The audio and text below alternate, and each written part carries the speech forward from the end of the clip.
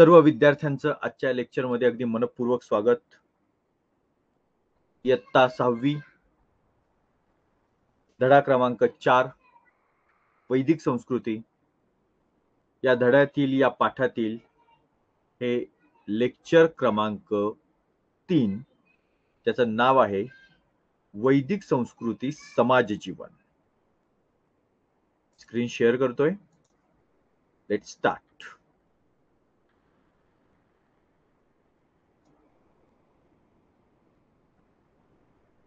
Okay विद्यार्थी मित्रांनो,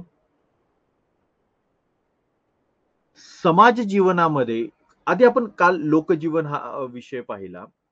लोकजीवनामध्ये आपण त्या साधारणपणे आहार, स्त्रिया पुरुष प्रधान संस्कृती, स्त्रियांवर होणारा अन्याय या गोष्टी आपण पाहिल्या. आणि सोबत मी हेही सांगितलं होतं की स्त्रियांवर जो अन्याय झाला त्याचं काही बेसिक जी काही कारण आहे त्याची, तर ती आपण इथे पाहणार आहे, या धड्यामध्ये पाहणार आहे. तर आपण त्या बाजूला आता वळूयात. त्याची सुरुवात होते शेतीपासून. सर, शेतीचा आणि स्त्रियांवर होणाऱ्या अन्यायाचा संबंध काय? बघा, शेती हा या काळातला प्रमुख व्यवसाय होता वैदिक संस्कृतीचा. आणि त्यावेळी नांगराला हा जो फाळ आहे खालचा, हा लोखंडी लावण्यात आला. लोखंडाचा शोध आधी लागलेला होता ही गोष्ट खरी आहे, पण नांगराला तो फाळ लावण्याची पद्धत जी आहे, जी प्रक्रिया आहे, ती पहिल्यांदाच या काळामध्ये विकसित करण्यात आली. ठीक आहे. आता नांगराला लोखंडी फाळ लावल्याचा फायदा काय झाला? तर बघा, जो नांगर आहे त्याच्यामुळे ते जे बी आहे ते बी जास्तीत जास्त खाली जमिनीत रोवलं गेलं. म्हणजे सुरुवातीला माणसाने असं पाहिलं की बिया पडल्या, चिखलात गेल्या की चिखलातून एखादं झाड उगवतं, पीक उगवतं. मग माणसाने काय केलं, काठीने ते ज्या बिया आहेत त्या बिया आतमध्ये रोवायला, दाबायला सुरुवात केली. मग त्यापेक्षा अजून ते खाली गेलं पाहिजे, म्हणजे जितकं जास्त बी जाईल तितकं उंच पीक जाईल. मग माणसाने काही दगडी असे चकतीसारखे दगड घेतले, त्याला मधून होल पाडलं, ते एका लाकडी काठीला ते अडकवलं. हे सगळं आपण 6वी मध्ये पाहिलेलं आहे, ते चित्र पण होतं 6वीच्या पुस्तकात. आणि ते पाय लावून त्यांनी जोरात पायाने दाबून ते धान्य जे आहे, ते जे बी आहे, ते बी जास्तीत जास्त जमिनीत रोवण्याचा आपण प्रयत्न केला. मग शेवटी माणसाच्या ताकदीची मर्यादा, आणि मग माणसाला हा नांगराचा शोध लागला. लक्षात घ्या, हा जो नांगर तुम्हाला दिसतोय आता, हा खाली ठेवलेला नांगर आहे. हा भाग वर उचलला जातो आणि इथे बैल बांधला जातो. इथे आपण हाताने धरतो, या ठिकाणी एखादा दगड ठेवला जातो जास्तीत जास्त खाली जाण्यासाठी, बर का. आणि या ठिकाणी हा जो भाग आहे हा पूर्वी लाकडी होता, त्याच्याऐवजी इथे लोखंडाचा पहिल्यांदा वापर झाला. आणि या वापरामुळे जास्तीत जास्त नांगर खाली गेला. तो जितका जास्त जमिनीत गेला तितकं जास्त चांगलं पीक उगवून आलं. आणि त्यामुळे माणसाकडे धनदौलत वाढली, संपत्ती वाढली, पैसा वाढला, व्यापार वाढला, सगळ्या गोष्टी आलबेल सुरू झाल्या. आणि यामुळे माणसाच्या जीवनामध्ये एक स्थैर्य निर्माण झालं. वेगवेगळ्या ठिकाणी जाऊन पैसा देऊन, धान्य देऊन आपल्याला हव्या त्या गोष्टी मिळवता येऊ लागल्या. आणि ज्या वेळी समाजामध्ये अशा प्रकारची स्थिती निर्माण होते, त्यावेळी तो समाज स्त्रियांवर बंधनं लादायला सुरुवात करतो. तुम्ही घरात थांबा. सुरुवातीला कशासाठी? धनधान्य खूप आहे, पैसा खूप आहे, दौलत खूप आहे, सोनं चांदी टाकायचे दागिने खूप आहेत, त्यांच्या रक्षणासाठी तुम्ही घरात थांबा. आणि हळूहळू तुम्ही घरातच थांबा. म्हणजे माणूस हे जाणीवपूर्वक असं पुरुष करतात असं नाहीये बरं का, पण ते आपोआप व्हायला लागतं. आणि नंतर ते जाणीवपूर्वक स्त्रियांना त्या घरामध्ये बंदिस्त चौकटीत ठेवलं जातं. आजही बघा, हिंदू धर्मामध्ये पदर म्हणजे जो असा असेल तर एक वेळ ठीक आहे, पण असा पुढे घेण्याची प्रक्रिया तशी प्रथा पद्धत काही मारवाडी समाज जो आहे त्याच्यामध्ये अगदी पूर्ण चेहराही न दाखवणे असा प्रकार आहे. इस्लाम धर्मामध्ये काही ठिकाणी हिजाब की ज्याच्यामध्ये चेहरा झाकला जातो, फक्त डोळे उघडे. या सगळ्या धार्मिक किंवा त्या समाजाच्या मान्यतेचा भाग आपण म्हणतो, तो विषय आपण बाजूला ठेवूयात. पण या स्त्रिया ज्या आहेत, या स्त्रियांचं जर स्वतःची इच्छा असेल, की मला अशा बंधनात न राहता मला एक एंटरप्रेन्युअर, मला एक उद्योजक, मला एक सक्षम समर्थ नागरिक म्हणून मला पुढे यायचं असेल, तर ते येऊ दिलं गेलं पाहिजे. आणि जर तसं येऊ दिलं जात नसेल, तर मात्र तिच्यावर अन्याय होतो हे नक्की. मग तो जगातला कोणताही धर्म असू द्या, जगातला कोणताही देश असू द्या, जगातला कोणताही समाज असू द्या.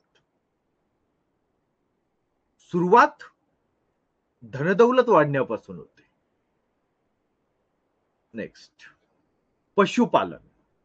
बैल. बैल एकटाच प्राणी नाही, बाकी प्राणी आहेत ते पाळायला सुरुवात झाली होती या काळामध्ये.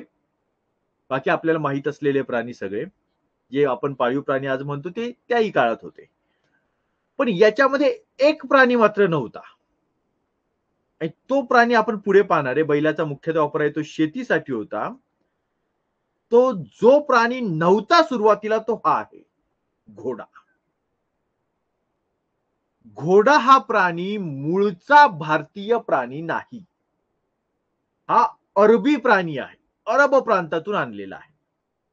वैदिक संस्कृतीच्या काळामध्ये आर्य संस्कृतीतील जे हे सगळे लोक होते, या सर्वांनी हा प्राणी जो आहे तो भारतामध्ये आणला.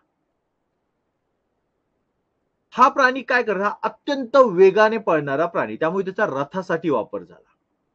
म्हणजे राजा जो आहे त्या राजाला किंवा त्या विभागाचा प्रमुख जो सरदार आहे, त्या टोळीचा जो प्रमुख आहे, अशा टोळे असतील, राज्य असतील, जे असेल ते, त्या प्रमुखाला रथ म्हणजे ज्याला घोडागाडी म्हणता येईल, म्हणजे बैल ती बैलगाडी, घोडा लावला की घोडागाडी, पण त्या घोडागाडीला जरा संपन्न बनवणे आणि दिसलं पाहिजे बाकींची घोडागाडी वेगळी आणि प्रमुख या भागाच्या प्रमुखाची घोडागाडी वेगळी.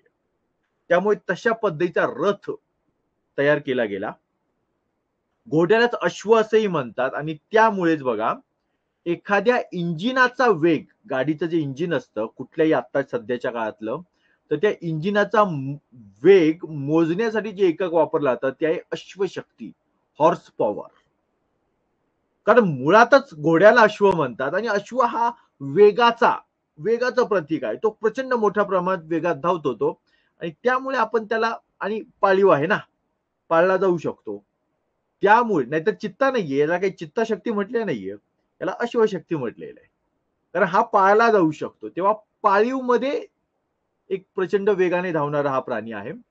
आणि सध्याच्या काळात जे आपण टू व्हीलर्स वापरतो, फोर व्हीलर वापरतो, हे आपलं आवडीच्या गोष्टी आहेत म्हणून आपण, किंवा आपल्याच गोष्टी आहेत. जसं पाळीव प्राणी आपण गोठ्यात बांधतो, तशी आपली वाहनं जी आहेत ती आपण घराच्या समोर उभी करतो. तेव्हा त्याचा जो वेग मोजला जातो तो अश्वशक्तीमध्ये किंवा हॉर्स पॉवर मध्ये मोजला जातो. सामाजिक व आर्थिक विकास याचा मुद्दा लक्षात घ्या. व्यावसायिक आणि कारागिरी समाज व्यवस्थेचे महत्वाचे घटक होते. व्यावसायिक म्हणजे किंवा कारागीर हे कोण आहेत, तर व्यावसायिक म्हणजेच व्यापारी. आजच्या काळात आपण त्यांना बिझनेसमन म्हणतो. हे जे व्यापारी आहेत हे प्रमुख आहेत. आता कसे प्रमुख आहेत, आता हे बघा, हे तुम्हाला काही व्यापारी इथे दिसत आहेत, ठीक आहे. त्यांचे श्रेणी नावाने ओळखले जाणारे त्यांचे स्वतंत्र संघ होते. म्हणजे यांचे काही गट होते, काही ग्रुप होते. पैसा भरपूर व्यापाऱ्यांकडे, जो पैसा आहे तो पैसा टिकला पाहिजे, व्यवस्थितपणे वाचला पाहिजे, तो वाढवता आला पाहिजे, त्यासाठी एकमेकांना मदत करणारे असे गट त्यांनी स्थापन केलेले होते. तर अशा प्रकारच्या श्रेणी होत्या आणि याचा जो प्रमुख असेल त्याला श्रेष्ठी असं म्हटलं जात होतं. यांची गंमत पण तुम्हाला मी सांगतो.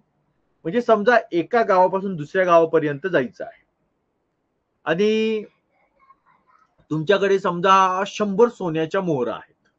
सोन्याच्या मोहरा म्हणजे सोन्याचे कॉइन, गोल्डन कॉइन असं गृहीत धरा. तर त्याचे 100 सोन्याच्या मोहरा आहेत किंवा निष्क धातू आहे 100. ते निष्क आहे ना तो गळ्यातला दागिना तो. असे 100 आहेत. आता इथून तर तिथपर्यंत जायचंय. पण एका गावापासून दुसऱ्या गावापर्यंत जात असताना मध्ये जंगल आहे आणि त्या जंगलामध्ये लुटारू किंवा दरोडेखोर आहेत. तेव्हा त्यांच्यापासून आपल्याला संरक्षण हवंय. पण हे सगळे जे 100 निष्का आहेत ते मात्र पुढच्या गावात घेऊन जायचे. मग कसे न्यायचे? मग केलं काय जायचं? समजा तुम्हाला असं करायचंय तर तुम्ही पहिल्या गावातल्या एका या व्यापाऱ्याकडे यायचं. तो त्याची मोजमाप करणार आणि मोजमाप झाल्याच्या नंतर तो तुम्हाला एका कागदावर लिहून देणार की एवढ्या एवढ्या अशा प्रकारची ही गोष्ट आहे आणि ही या व्यक्तीची ओळख आहे. आणि तो जो कागद आहे तो कागद फक्त तुम्हाला सांभाळून ठेवायचा. मग तुम्ही या गावातून त्या गावात निघालात, मध्ये दरोडेखोरांनी पकडलं, चोरांनी पकडलं, लुटारूंनी पकडलं, तर तुमच्याकडे काही दागदागिने, सोनं नाणं काही सापडणार नाही. ते सोडून देतील किंवा जास्तीत जास्त काय करतील, थोडंफार असेल ते काढून घेतील थोडंफार. आणि यानंतर तुम्ही पुढे याल आणि दुसऱ्या गावात आल्यानंतर तो कागद दाखवला की तिथला जो हा दुसरा व्यापारी आहे, हा व्यापारी तुम्हाला हवे ते निष्क तेवढे जे आहेत ते तुमचे देऊन टाकेल. पण फरक एवढाच, इकडे देताना तुम्ही 100 निष्क दिले होते, तर इकडे तुम्हाला मिळताना साधारण 97-98 मिळतील.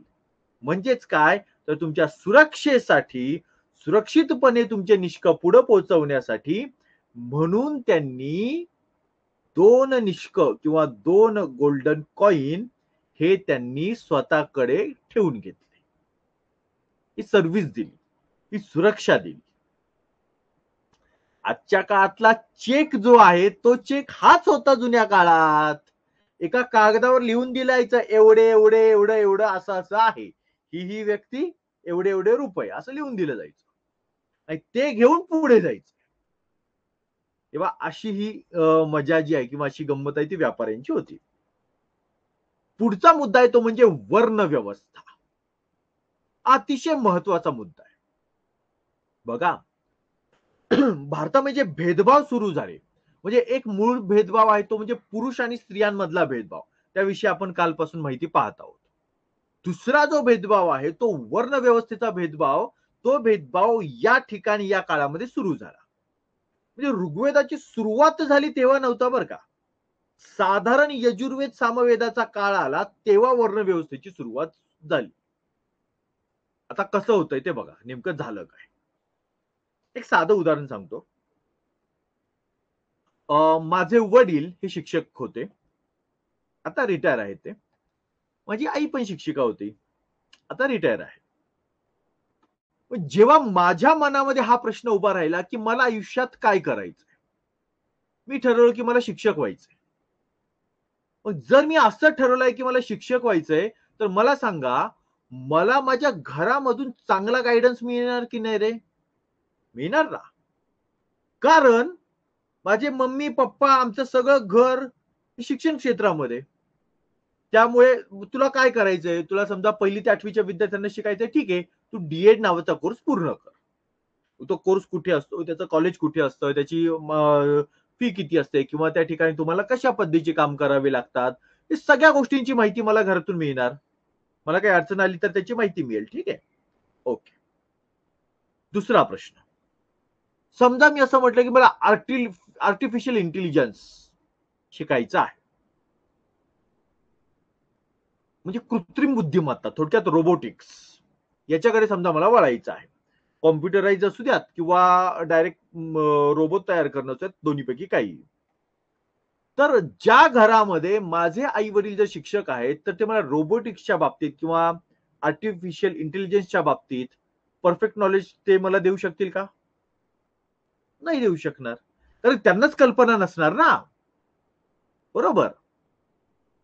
त्यामुळे एका घरामध्ये वडिलांनी जे काम केलेलं आहे तेच काम जर मुलाने केलं तर ते फायदेशीर आहे. बरोबर. आणि दुसरी गोष्ट, मुलगा सहज शिकत जातो. म्हणजे कसं, समजा एक कुंभार जो आहे, तो कुंभार समजा माती त्यांनी गोळा केली आहे, तो पायाने तुडवत आहे आणि त्याचा तो काहीतरी घडा वगैरे तयार करतो. तर तो जेव्हा ते तयार करत आहे, तेव्हा त्याच्या घरामधून त्याचं मूल बाहेर येतं. ते ही गोष्ट पाहतं आणि पाहिल्याच्या नंतर ते पण त्याच्या वडिलांच्या बाजूला, पप्पांच्या बाजूला त्यासारखी वस्तू तयार करत बसतं. तुम्ही करताच ना घरामध्ये. तुमच्या घरामध्ये समजा तुमचे मोठे मामा असतील, बाबा असतील, काका असतील, आजोबा असतील, ते जसं करताय तसं तुम्ही करता. ते समजा अशा ऐटीत पायावर पाय टाकून पेपर वाचत असतील, तर तुम्ही पण तशा पद्धतीने पेपर वाचायला बसता. हे घडतं ना. मग वडील जे करतायत तेच मुलांनी करणं हे सोपं आहे. त्यामुळे तसा प्रकार सुरू झाला. वडिलांनी जर का एक काम असं निवडलेलं आहे, ज्या कामामध्ये ईश्वराची पूजा करायची आहे, यज्ञयाग करायचा आहे, तर ते पुस्तक वाचणं, ते ग्रंथ वाचणं, ऋग्वेद, यजुर्वेद तो वेद वाचणं, ही गोष्ट जर या वडिलांना येत असेल, तर ते स्वतःच्या मुलाला सहज शिकू शकतील. तर हे वडील जे आहेत ते शूरवीर आहेत. आणि जर का त्यांनी हे पाहिलेलं आहे, की मी जसा शूर आहे, तशाच पद्धतीने माझ्या मुलाने व्हावं अशी त्यांची इच्छा असेल. त्यामुळे ते आपल्या मुलाला अशा प्रकारे तलवार आणि ढाल घेऊन लढायला शिकवतील.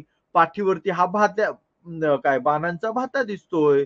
धनुष्यबाण चालवायला शिकवतील. त्यांना जमेल ना ते लवकर.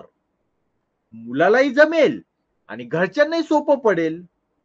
हे जर का व्यापारी आहेत, हे जर का दुकानदार आहेत, तर ह्यांनी असं पाहिलं, की त्यांच्या सोबत त्यांचा मुलगा येऊन बसलेला आहे. आणि मग काय करायचं, मुलगा बाजूला बसलेला आहे. माणूस आला तो, त्याने हवं ते धान्य दिलं. मुलांना काय लागतं? पैसे खेळायला लागतात. हरकत नाही. पैसे त्याच्या ताब्यात द्या. तो देईल. उरलेले पैसे ते तुम्हाला परत देईल. लागला ना शिकायला. ठीक आहे. आणि जसं मी तुम्हाला चांभाराचं, कुंभाराचं उदाहरण सांगितलं, तशा पद्धतीने हे उदाहरण. समाजामध्ये अशा प्रकारे कामं ठरली गेली.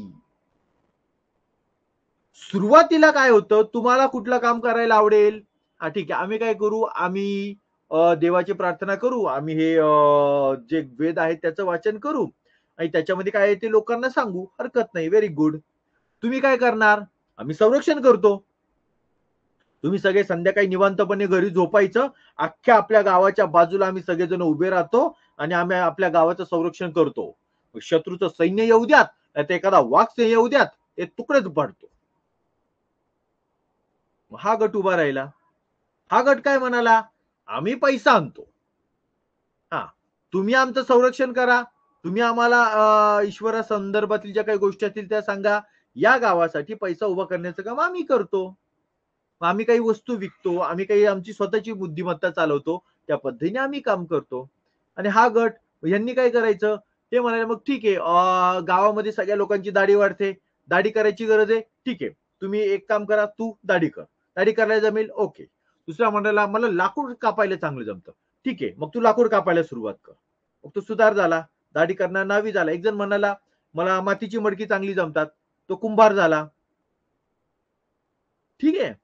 तर अशा पद्धतीने एक जण म्हणाला मला कपडे चांगले शिवायला जमतात. अख्ख्या गावाला मी कपडे शिवून देईन. तो शिंपी झाला. अशा पद्धतीने ही माणसं तयार व्हायला लागली.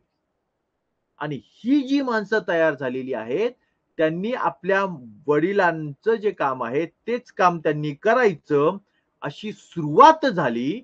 आणि सुरुवातीला जी गोष्ट स्वतःच्या इच्छेने होती, हीच गोष्ट स्वतःच्या इच्छेने होती बरं का. यावर बंधन नव्हतं सुरुवातीला.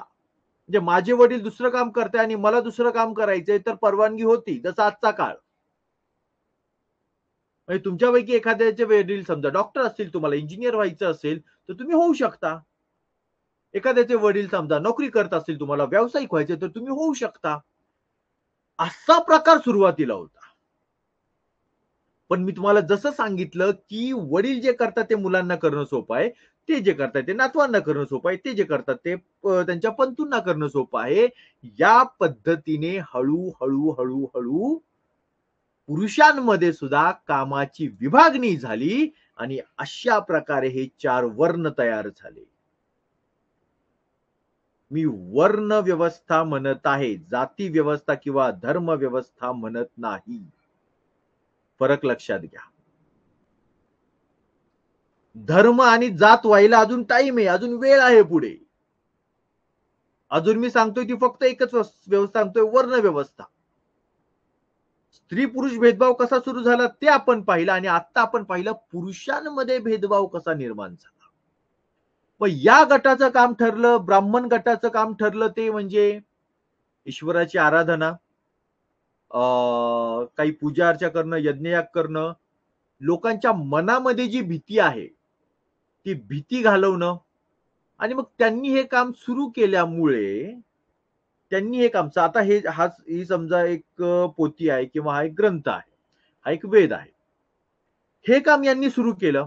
हे काम यांनी सुरू केल्यामुळे जर का इतर सर्वांनी आता परत ते वाचायची गरज आहे का? गावातला एक जण करतोय ना ते काम, बाकीच्यांनी कशाला करायची गरज आहे?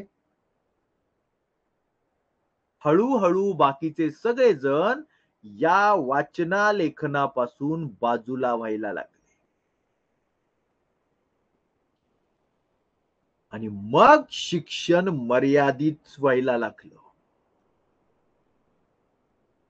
साधी म्हणजे मूळ जी कन्सेप्ट होती ती कन्सेप्ट अन्यायकारक नव्हती बरं का. ती अन्याय करणारी, जाणीवपूर्वक अन्याय करणारी कन्सेप्ट नव्हती. ती कन्सेप्ट काय होती? एका गावातील सर्वांचं भलं झालं पाहिजे.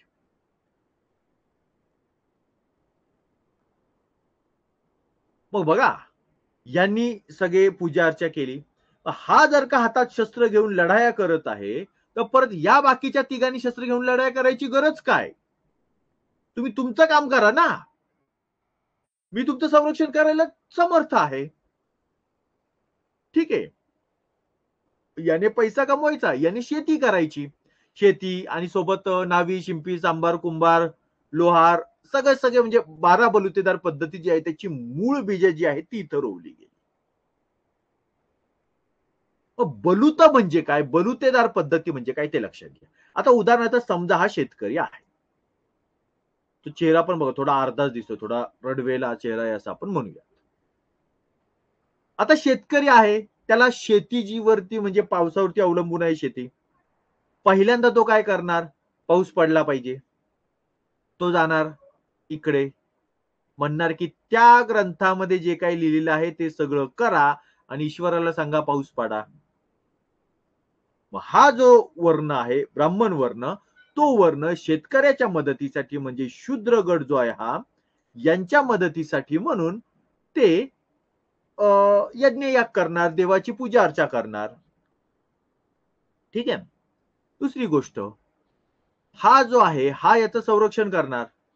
बाहेरून वाघ आला, सिंह आला, हत्ती आला, गेंडा आला, शत्रू आला, कुणी त्याला मारायला आलं, काही झालं, हा त्याचं संरक्षण करणार वर्षभर. हा काय करणार? हा म्हणणार तुला कधी काय पाहिजे ते घे, उरलेलं आहे ते मला परत दे, काय समजा जास्त झालं तर मला परत दे. अशा पद्धतीने हा धनधान्य, पैसा, बियाणं या सगळ्या गोष्टी पुरवण्याची व्यवस्था करणार. आणि मग जेव्हा हा शेतकरी सगळं शेत पिकवणार, तेव्हा पिकून झाल्याच्या नंतर तो काय करणार? मग समजा एक पोतं दिलं यांच्या घरी, का दिलं यांच्या घरी? कारण की तुम्ही जी पूजा अर्चा केली त्याच्यामुळे मला ते मिळालं ना, शेती माझी. त्यामुळे ईश्वराने पाऊस पाडला ना. तो ही भावना, ही शाब्दिक भावना. त्यामुळे मग तो हा जो ब्राह्मण वर्ग आहे त्यांच्या घरी एक पोतं नेऊन टाकणार. मग जाणार या क्षत्रियाकडे, क्षत्रियाला म्हणणार तुम्ही आमचं संरक्षण केलं, आमच्या पिकांचं संरक्षण केलं, किंवा हे एक पोतं या वर्षातलं तुम्हाला. स्वतःच एक पोतं इकडे देणार. त्यांना म्हणणार तुम्ही आम्हाला मदत केलीत, पैसा दिलात, बियाणं दिलीत, बाहेरून सगळ्या गोष्टी आणल्यात, चांगल्या गोष्टी केल्यात, हे एक पोतं तुम्हाला. मग याच्यानंतर अजून याच गटातली इतर काही लोक ज्या नाव्याने वर्षभर दाढी केली, कटिंग केली, चला एक पोतं त्याला. दुसरा कोण? सुतार. अरे त्यांनी आपल्याला कुऱ्हाड तयार करून दिली, त्याने आपल्याला फावडं तयार करून दिलं, ते लाकूड पाहिजे तसं पद्धतीने तयार करून दिलं, वर्षभर ते काम केलं, चला एक पोतं त्याला. अरे तो कुंभार, त्याने आपल्या घरातली सगळी मातीची मडकी ज्याच्यात आपण पाणी ठेवलेलं आहे, त्याच्यामध्ये आपण काही काही वेगळ्या गोष्टी ठेवलेल्या आहेत, ती सगळी भांडी आहेत, ते सगळंच्या सगळं त्याने तयार करून दिलं, चला एक पोतं त्याला. अशा पद्धतीने हे सगळेजण एकमेकांवर अवलंबून होते.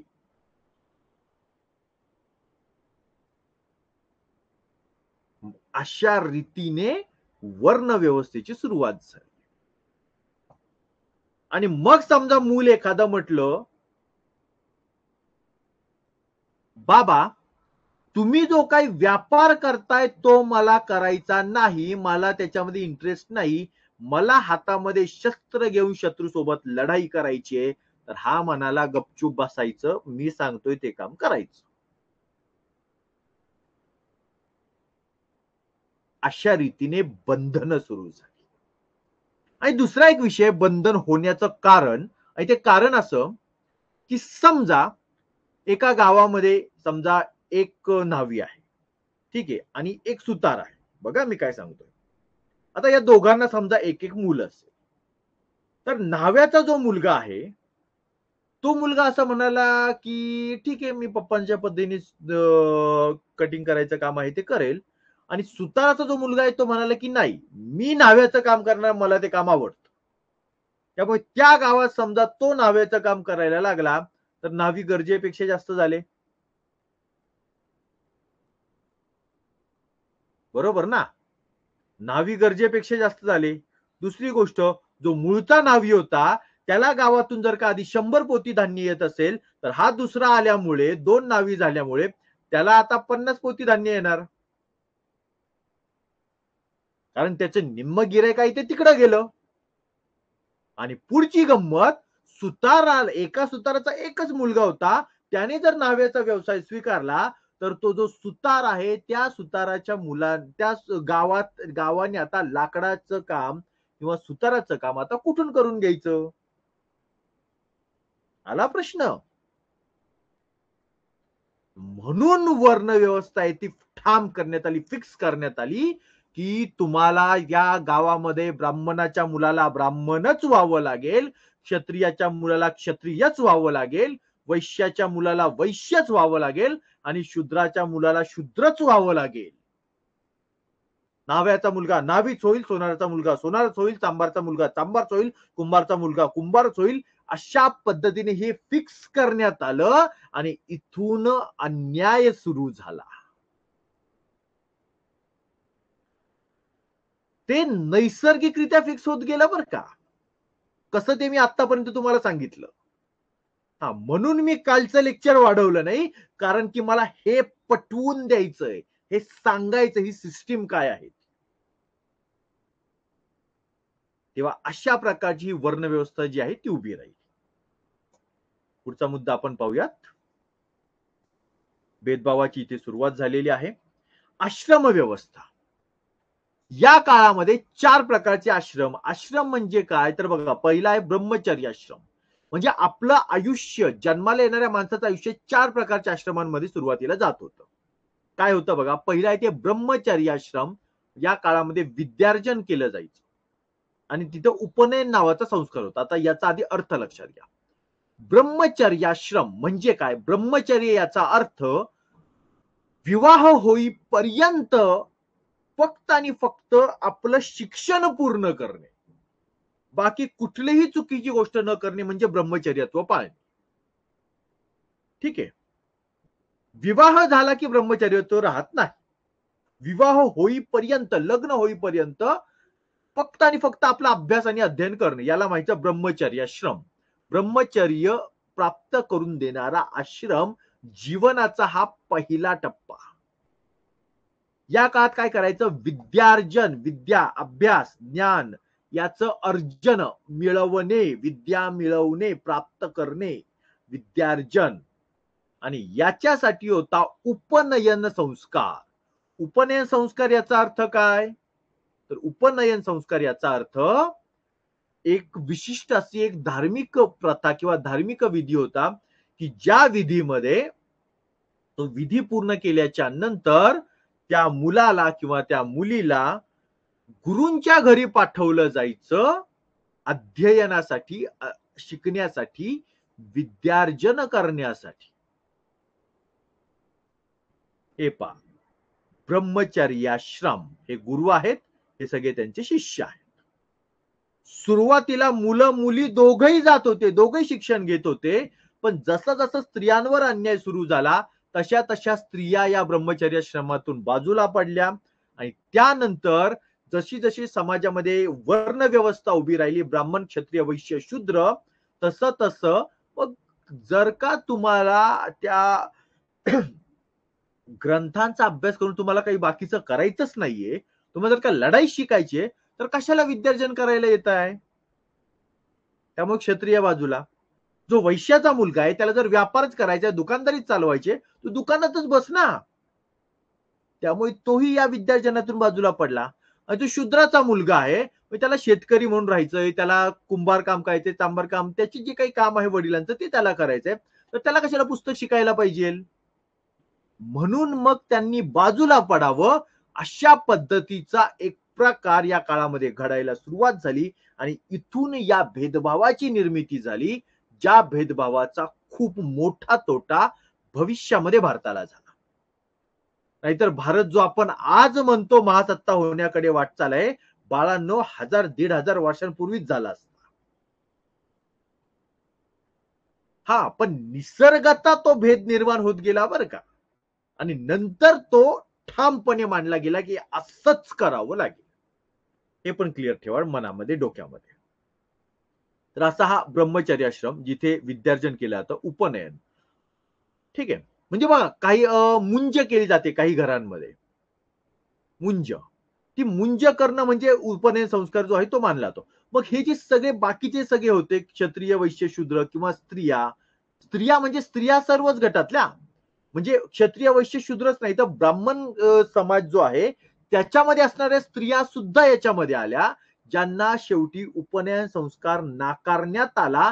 म्हणजेच तुम्ही विद्यार्जन करायचं नाही, म्हणजेच तुम्ही इथं येऊन गुरूंच्या घरी शिकायचं नाही. तुम्ही तुमचं काम करायचं. स्त्रियांनी घरात बसायचं, घरातली कामं करायची, क्षत्रियाने लढाईचं शिक्षण घ्यायचं, वैश्याने व्यापाराचं शिक्षण घ्यायचं, शूद्राने त्याचे वडील जे पद्धतीचं काम करतायत त्या पद्धतीचं शिक्षण घ्यायचं. त्यांचं शिक्षण हे पुस्तकी शिक्षण असणार नाही. पुस्तकी म्हणण्यापेक्षा आपण म्हणूयात वेदांचं, ग्रंथांचं ते शिक्षण असणार नाही. क्लिअर? दुसरा टप्पा, गृहस्थाश्रम म्हणजे सांसारिक जीवन. म्हणजे एकदा शिक्षण पूर्ण केलं, गुरूंच्या घरी 12 वर्ष राहायचं. 12 वर्ष राहिल्याच्या नंतर आजही बघा तुमचं शिक्षण 12वी पर्यंतच असतं, मूळ टप्पा 1ली ते 12वी 12 वर्ष. हा, त्याच्या अलीकडे तुम्ही ते बालवाडी, एलकेजी, युकेजी, प्ले ग्रुप, मागे 4 वर्ष वाढवली, पुढे ग्रॅज्युएशन वगैरे झालं, तो सगळा विषय वेगळा. मूळ शालेय शिक्षण कुठलं तर 12 वर्षांचं मानलं जातं, सुरुवातीपासून, वैदिक काळापासून. आता हडप्पाच्या काळातलं आपल्याला माहित नाही म्हणून, नाहीतर तिथलं आपण कदाचित पाहू शकतो. कदाचित 12 वर्ष असेल. कारण की सुरुवातीपासून ही गोष्ट मान्य होत आली आहे बरं का. तर हे जे 12 वर्षांचं शिक्षण आहे, ते पूर्ण झाल्यानंतर तो जो मूल आहे, ते जे मूल आहे ते मूल घरी यायचं. मग घरी आल्याच्या नंतर पुढे त्याचा विवाह लावला जायचा. त्याचं लग्न झालं, विवाह झाला की मग पुढे त्याला मुलं-बाळं होणार. मग त्या मुलाबाळांचं ते पोट भरणार. त्यांना लहानाचं मोठं करणार. मोठं करताना त्यांना पुन्हा एकदा ब्रह्मचर्याश्रमासाठी पाठवून देणार किंवा त्यांच्या आयुष्यामध्ये जे काही आहे ते सगळं त्यांना ज्ञान देणं, जे काही वडिलांचं काम आहे त्या कामाची त्यांना माहिती देणं, त्यानुसार त्यांना शिकवणं, हे सगळं काम होणार. असं सगळं आयुष्य म्हणजे ब्रह्मचर्याश्रम, काय गृहस्थाश्रम म्हणजे गृहस्थ म्हणून जगणं. थोडक्यात बघा, साधारणपणे वयाच्या 10व्या-12व्या वर्षी म्हणूयात आपण, जर का ब्रह्मचर्याश्रमाची सुरुवात झाली, उदाहरणासाठी आपण 12 वर्ष घेऊया. तर 12 वर्षांच्या काळामध्ये समजा उपनयन संस्कार झाला, म्हणजे आता शिकण्यासाठी गुरुच्या घरी जाणार. तिथं गेल्यानंतर तो 12 वर्ष तिथं राहणार, म्हणजे वय वर्ष 24 झालं. 24व्या वर्षी त्याचं सगळं शिक्षण पूर्ण होईल आणि मग तो घरी येणार, म्हणजे साधारण 25च्या आसपास त्याचा गृहस्थाश्रम सुरू झाला, सांसारिक जीवन सुरू झालं. सुरुवातीचा काळा हा, म्हणजे ज्याच्यामध्ये आपण ही गोष्ट ठामपणे सांगतोय. नंतरच्या काळात ते बदलत गेलं. लग्नाचं वय कमी कमी कमी कमी होत गेलं. पुढे ते वाढत गेलं. आता हे सगळं चालू आहे. पुढे मागे चालू आहे. ते सगळं 8वी मध्ये आहे. कसं कधी कमी झालं, कधी वाढत गेलं, तो सगळं 8वीतला भाग आहे. आता आपण 6वीला आहे. तर गृहस्थाश्रम म्हणजे सांसारिक जीवन. मग हे मुलं बाळवणार, त्यांना उपनयन संस्काराला पाठवायचं, मग ते परत येणार आणि पुन्हा त्यांचं लग्न लावून द्यायचं मम्मी पप्पा म्हणून. तर असा सगळा गृहस्थाश्रम. मग जेव्हा मुलाबाळांचं शिक्षण पूर्ण होईल, ते त्यांचा संसार सांभाळण्यासाठी सक्षम होतील, त्याच्यानंतरचा आश्रम म्हणजे वानप्रस्थाश्रम. वान म्हणजे वन, अरण्य, जंगल म्हणजेच वान, म्हणजेच वन. वनामध्ये प्रस्थान करणे म्हणजे जाणे, वनात जाणे, जंगलात जाणे, अरण्यात जाणे. आणि हा आश्रम वनाप्रस्थाश्रम, वनामध्ये अरण्यात जाणे म्हणजे याच्यानंतर पुढे एकदा वानप्रस्थाश्रम म्हणजे आपली मुलं आहेत ती सक्षम झालेली आहेत, त्यांचा संसार व्यवस्थित सुरू झाला, त्यांचं गृहस्थाश्रम व्यवस्थित सुरू झालं, की आई वडिलांनी जंगलामध्ये निघून जायचं. वानप्रस्थाश्रम. आणि त्या जंगलामध्ये काय मिळेल ते खाऊन त्यांनी पोट भरायचं. हा तो पुढचा म्हणजे त्या ठिकाणी यज्ञविधी वगैरे असा विषय आहे. जंगलामध्ये जाऊन राहायचं वगैरे तो सगळा विषय. आणि तो पूर्ण झाल्याच्या नंतर शेवटचा टप्पा म्हणजे संन्यासाश्रम. संन्यास घ्यायचा, ज्यामध्ये आयुष्याशी संबंधित, शरीराशी संबंधित कुठल्याही पद्धतीच्या लोभाला बळी पडायचं नाही. म्हणजेच तुम्ही एखादा पिकलेला आंबा खावा किंवा कडवट कारलं खावा, तुम्हाला चव सारखी लागली पाहिजे. अशा पद्धतीने कुठल्याही पद्धतीच्या मोहामध्ये न अडकता, मला हाच कपडा पाहिजे, मला हेच पायात पाहिजे, मला हाच ड्रेस पाहिजे, मला हेच खायला पाहिजे, असं काही न करता केवळ आणि केवळ ईश्वराचं नामस्मरण करत राहायचं. नामस्मरण हा झाला संन्यासाश्रम. आणि हे जे नामस्मरण आहे हे कधीपर्यंत, किती काळापर्यंत? आयुष्य संपेपर्यंत म्हणजे मरेपर्यंत. तर अशा प्रकारचे हे 4 आश्रम हे या काळामध्ये अस्तित्वात होते. पुढे पाहूयात आपण धर्मकल्पना. धर्मकल्पनेमध्ये 3 महत्त्वाच्या गोष्टी आहेत. त्यातला एक आहे ते म्हणजे ऋत. परत एकदा सांगतो, मी मागच्या लेक्चरला पण सांगितलेलं होतं. हा जो ऋ आहे, हा ऋ माझ्या टायपिंग मधला प्रॉब्लेम आहे. तुम्हाला ऋषी मधला जो ऋ आहे तिथं तो पेपरमध्ये वगैरे तो वापरायचा आहे. ऋत म्हणजे सृष्टीचक्र आणि त्याच्या गतीने फिरणारे जीवनचक्र. अशा पद्धतीने एक धर्माची कल्पना होती, की सृष्टीचक्र कसं असतं, उन्हाळा, पावसाळा, हिवाळा किंवा सृष्टीत जे काही पाऊस येतो जातो सगळे होत असतं, तशा पद्धतीने जीवनचक्र फिरत जातं. आणि याच ऋतूवरून पुढे ऋतू हा शब्द तयार झालेला आहे. ठीक आहे. दुसरं आहे ते म्हणजे हवी. हवी म्हणजे अग्नीमध्ये विविध पदार्थ अर्पण करणे. हे पहा, हे जे आहे ना, हे जे अर्पण केलं जातंय त्या पळीने, छोटं छोटं तर छोट्याशा चमच्याने, चमचा म्हणूयात, काही जणांना पळी माहित नसेल तर, की छोटस हे आहे आणि ते अर्पण केलं जातं या अग्नीमध्ये नामस्मरण करत असताना, त्याला हवी असं म्हटलं जाते. हवन करणे म्हणजे ते जाळणे. ठीक आहे. आणि यज्ञ, यज्ञ म्हणजे हवी अर्पण करण्याचा विधी. म्हणजे नुसतंच ओतायचं नाहीये, त्यासोबत काहीतरी बोलायचंय. मग ते काय मंत्र म्हणा, काही ते गद्य म्हणा, पद्य म्हणा, काय असेल ते ते तुम्हाला म्हणायचं आहे. तर अशा पद्धतीची धर्मकल्पना होती. त्यावेळची शासन व्यवस्था. थोडा वेळ आपला झालेला आहे, पण पुढची 5 मिनिट आपण घेऊयात. पण उद्याचं लेक्चर 10 मिनिटांपेक्षा जास्त काळ मग चालणार नाही. त्यामुळे आपण घेऊया, 40 मिनिटं जरी झाली असली तरी सुद्धा. शासन व्यवस्था. आता बघा त्या काळात कसं होतं. त्या काळामध्ये सर्वात लहान, सगळ्यात छोटं युनिट काय होतं? तर एक गाव. समजा हे एक गाव आहे. हां. हे जे गाव आहे, या गावाचा जो प्रमुख आहे, त्याला म्हणायचे ग्रामनी. गावाला म्हणायचे ग्राम. आणि गावाचा प्रमुख म्हणजे ज्याला आज आपण सरपंच म्हणतो, तसे तेव्हा होते ग्रामनी. सरपंचाचा समानार्थी शब्द जुन्या काळातला ग्रामनी. आता अशा प्रकारचं हे एक दुसरं गाव, एक तिसरं गाव, ही अशी अनेक गावं एकत्र आली, म्हणजे अनेक सरपंच एकत्र आले, की त्याच्यामधून एक नवीन सिस्टीम उभी राहायची, ती म्हणजेच गाव वसाहतींचा समूह, म्हणजेच विश. विष म्हणजे ते असं मारतं माणसाला ते विष नाही बरं का.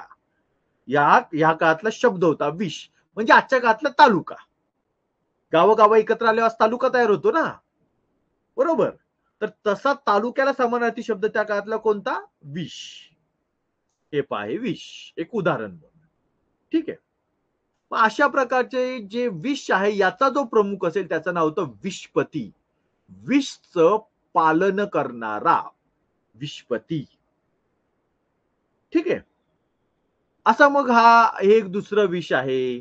हे अजून एक तिसरं विष आहे. हे अजून एक चौथं विष आहे. असे अनेक विष एकत्र आले, की त्याच्यामधून तयार व्हायचं ते म्हणजे जन. जन याचा अर्थ त्या काळातलं राज्य. म्हणजे बघा, गावं एकत्र आल्यावर, ग्राम एकत्र आल्यानंतर विष आणि विष एकत्र आल्यानंतर जन. जसं आजच्या काळात आपण पाहतो, गावं एकत्र आल्यानंतर तालुका आणि तालुके एकत्र आल्यानंतर जिल्हा. थोडक्यात आजच्या काळात जसे जिल्हे आहेत तशी त्या काळात जन होती. म्हणजेच तेव्हाची राज्य ही आजच्या जिल्ह्याच्या आकाराची साधारणपणे असतील. कमी जास्त संख्या आपण घेऊयात, पण साधारणपणे तशी असतील. कन्सेप्ट लक्षात ठेवायला. ठीक आहे. बघा, आपण गावापासून सुरुवात केलोय, अजून आपल्याला भारत या राष्ट्रापर्यंत पोहोचायचंय. त्याला टाइम आहे अजून. आणि हे जे जन आहे ते एक जन एखाद्या विशिष्ट प्रदेशात स्थिरावले की त्याला म्हटलं जायचं जनपद. जे एका विशिष्ट प्रदेशामध्ये ते उभं राहिलं की तो जो प्रदेश आहे तो म्हणजे जनपद. आणि हे जनपद जे आहे, हे जनपद चालवणारा तिथला राजा. म्हणजेच राजाच्या हाताखाली विषपती, विषपतीच्या हाताखाली ग्रामणी. ठीक आहे. तर अशा प्रकारचं जनपद. आता हे जनपद जे आहे ते म्हणजे काय बघा, त्याचे दुसरे अर्थ बघूयात आपण. जनाचा जो प्रमुख आहे त्याला राजा किंवा नृप असं म्हटलं जायचं. आता हा खरं तर तुम्हाला मी जरा श्रीमंत राजा वगैरे दाखवलेला आहे, पण एवढी सुद्धा श्रीमंती देवाच्या राजाकडे असेल का शंका आहे. याचं कारण असं आहे की नुकतीच सुरुवात झाली होती ना विकासाला. अजून लढाया व्हायच्या आहेत, अजून एकमेकांना हल्ले व्हायचे आहेत, अजून लुटालूट व्हायची आहे. आताशी काय आहे, व्यापार चालू आहे. ठीक आहे. म्हणजे या काळातील राजा कदाचित डोक्याला फेटा बांधत असेल, आपल्याला कल्पना नाही. हा, याचं कार्य काय होतं, तर प्रजेचे रक्षण करणे. थोडक्यात तुम्हाला जाणवते का, ब्राह्मण, क्षत्रिय, वैश्य, शूद्र या वर्ण व्यवस्थेतील जो क्षत्रिय होता, प्रजेचे रक्षण करणारा, तो हाच आहे. येस. कर गोळा करणे, लोकांकडून पैसा गोळा करायचा आहे, संरक्षण करतोय ना, कर घेतला पाहिजे. जसं नाही का आपण पाहिलं, शेतकरी एक धान्याचं पोतं दिलं, तोच कर, तोच टॅक्स. आणि उत्तम राज्यकारभार करणे म्हणजे सगळ्यांचं संरक्षण करायचंय. जंगली प्राण्यांपासून पण, एखाद्या आलेल्या नैसर्गिक संकटापासून पण, आणि एखाद्या शत्रूपासून पण. यासोबत त्याचे काही महत्वाचे अधिकारी त्याच्यासोबत होते, ते होते पुरोहित आणि सेनापती. तो पुरोहित होता. हा पुरोहित धार्मिक संकल्पना ज्या आहेत, ईश्वर, देव, या ज्या सगळ्या निर्माण व्हायला सुरुवात झाली होती, नवीन नवीन होत्या सगळ्या देवदेवतांच्या संकल्पना, मग त्यांच्या संदर्भातील सगळ्या गोष्टी आहेत त्या पुरोहित पार पाडायचा. थोडक्यात एका अर्थाने तो कॉन्फिडन्स द्यायचा. हा यज्ञ केल्याच्या नंतर जे काही देवाला आपण प्रार्थना करतोय, त्यामुळे आपल्यामुळे एवढी शक्ती येईल की आपल्यापेक्षा 10 पटीने ताकदवान शत्रू जरी आला तरी आपण त्याला तोंड देऊ शकू. त्याच्यामध्ये कॉन्फिडन्स निर्माण व्हायचा. आणि सेनापती, त्याच्यासोबत लढणारा सर्वात प्रमुख सेनेचा माणूस, तो सेनापती. सोबत यज्ञ, कर वसुली, यज्ञ आणि कर वसुली करणे याच्यासाठी एक नेमलेला अधिकारी असायचा, त्याचं होतं भागदूक. कर वसुली, टॅक्स गोळा करणे यासाठी कोण होता, भागदूक. आता भागदूक म्हणजे काय, तर भाग म्हणजे काय, भाग म्हणजे नाही का तुकडा एक छोटासा, ते छोटासा वाटा बाजूला काढणे. हे बघा, भाग म्हणजे वाटा. आज सुद्धा आपण तसंच म्हणतो ना. म्हणजे समजा घरच्यांनी एक काही पेस्ट्री आणली तुमच्या पालकांनी, तर त्याचा एक भाग करून दिला, तर तो वाटा करून दिला ना तुम्हाला, तुमच्या भावाला, तुमच्या बहिणीला. 3 वाटे केले, 3 भाग केले, तो भाग म्हणजे वाटा. ठीक आहे. आणि ते जे होतं ते सगळं गोळा करायचं, पैसा, धन, दौलत, संपत्ती. आणि हा जो सगळा भाग होता, हा जनच्या उत्पन्नातून हा सगळा उभा करणार तो भागवतो. अशा प्रकारची संकल्पना आहे. तर अशा प्रकारचं हे आहे. आणि शेवटी 4 महत्वाच्या कन्सेप्ट आहेत: सभा, समिती, विधत आणि जन. आता जन म्हणजे राज्य हे आपण पाहिलं. राजा जो आहे म्हणजे हा जो राजा आहे त्याला मदत करणाऱ्या या 4 संघटना होत्या. म्हणजे आजच्या काळात जसं आहे लोकसभा, राज्यसभा, विधानसभा, विधान परिषद, तसं म्हणा त्या काळात 4 सभा होत्या तेव्हा पण. राजा 100% स्वतःच्या मनाने सुरुवातीला काम करत नव्हता बरं का. सभा, समिती, विदत आणि जन याच्यामध्ये लोक त्याला मदत करायची, त्याला मार्गदर्शन करायची. आणि याच्यामध्ये बघा सभा आणि विदत हे दोन्ही मी लाल अक्षरात दाखवले. याचं वैशिष्ट्य हे या दोन्ही मध्ये महिला, स्त्रिया, मुली या सहभाग घेऊ शकत होता. राज्याचा राज्यकारभार कसा चालेल या संदर्भात त्या चर्चा करू शकत होत्या. त्या समितीमध्ये आणि जनमध्ये येत नव्हत्या, पण त्या सभा आणि विदत मध्ये येत होत्या. एक उदाहरण म्हणून येस, हेच तुम्हाला मी सांगितलं. सभा आणि विदत याच्यामध्ये स्त्रियांचा सहभाग होता. त्याशिवाय राज्य आता ही जी सभा आहे याच्यामध्ये काय तर राज्यातील ज्येष्ठ व्यक्तींचं मंडळ. ते राजा जो आहे तो तरुण आहे ना, लढणारा, संघर्ष करणारा असा पाहिजे ना राजा. जर का राजा तसा आहे तर त्याला मदत करणारे जे आहे, त्याला मार्गदर्शन करणारे व्यक्ती आहेत, ते अनुभवी असल्या पाहिजेत. तर ते अनुभवी जे आहेत त्याच्यामध्ये पुरुष आणि स्त्रिया दोन्ही आहेत. म्हणून सभेमध्ये स्त्रिया पण आहेत. कारण त्यांनी आयुष्य पाहिलेलं आहे. राजापेक्षा 50 वर्ष, 60 वर्ष अधिक जास्तीचा काळ पाहिलेला आहे त्यांनी. त्यामुळे त्या मार्गदर्शन करायला होत्या सभेमध्ये. मग सगळ्या अख्खं गाव एकत्र बसायचं, त्याला माहिती समिती. मग स्त्रिया असतील त्या तिथे, स्त्रिया त्यामध्ये नसतील समितीमध्ये. समितीमध्ये फक्त गावकरी सगळे मंडळी ते एकत्र बसायचे आणि तो कारभार आहे तो सगळा चालायचा. त्यामध्ये लोकांचा सहभाग, सगळ्या गावाचा, सगळ्या राज्याचा, सगळ्या विदतचा समाज समाज काय सहभाग जो आहे तो तिथे होता. तर अशा प्रकारे आपण या ठिकाणी वैदिक संस्कृती हा टॉपिक पूर्ण केलेला आहे. थोडा वेळ झालाय, हरकत नाही, पण मला असं वाटतं की होणार, कारण उद्या परत 20 मिनिटात पूर्ण करणं मला बरोबर नाही नसतं वाटलं. ठीक आहे, काही शंका अडचण काही असेल तर विचारून घ्या. Yes, okay. Good evening, good evening, good evening. मिळणार मिळणार ओके. हा एका प्रश्नाचं उत्तर दिलेलं आहे. हो सर, वर्ण व्यवस्था कळली नाही. ऐक, आता एक काम कर, हे लेक्चर ऑनलाईन परत आपल्याला यायचंय, अवेलेबल यायचंय. परत एकदा चेक कर, सगळं परत नीट ऐक. ठीक आहे. मी मुद्दाम जास्त वेळ मी तिथं घेतलेला आहे, त्यामुळे नीट ऐक परत एकदा. रेकॉर्डिंग लगेच उपलब्ध होईल. आणि तरी नाही कळलं तर मग येऊन भेट शाळेमध्ये. ठीक आहे. Okay, bye bye bye bye. भरपूर वेळ झाला, 48 मिनिट. चलो बाय बाय.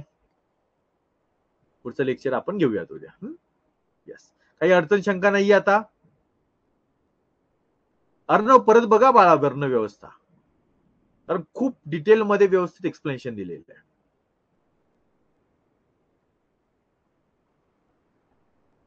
ठीक आहे, चालेल. काही शंका नाही असं दिसून येते. अजून 20 सेकंद थांबतो मी. त्याच्यामध्ये समजा येस नो म्हणजे कुठलीही शंका नाहीये. ठीक आहे.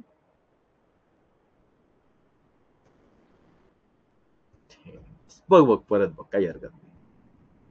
ठीक आहे. आणि किती वेळा पाहू शकता ना तुम्ही. चलो, वैतागून शंका पण वैतागल्या असतील तुमच्या, म्हटलं असतील सर एवढा वेळ असतो का तास.